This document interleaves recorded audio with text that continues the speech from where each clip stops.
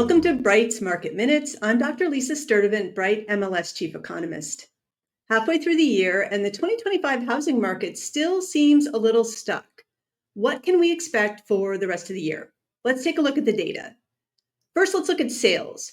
Throughout the Bright MLS service area, there were more closed sales this June than last year, but that year-over-year gain primarily reflects the slow market in June of 2024, when mortgage rates had reached 7%. June pending sales were virtually unchanged from a year ago, but year-to-date, pending sales are 2% lower in 2025 than they were in 2024.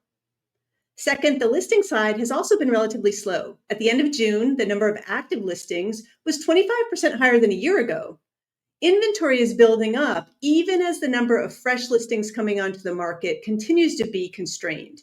In June, the number of new listings coming onto the market was about the same as it was last year. Finally, prices. Despite those slow transactions, the median home price in the Bright MLS service area was $449,600 in June. That is a new record high, driven by relatively more home buyers at the higher end of the market. But there's a lot of variation across local markets. For example, the median sold price was up by only 1.6% in the DC Metro, and the median sold price actually fell year over year in the Eastern Shore market.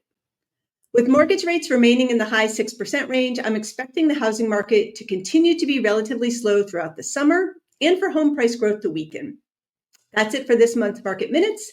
You can find monthly and weekly housing market reports at brightmls.com/research. And please register for our next housing market webinar, which will be held Thursday, July 17th. Thanks, and see you next month.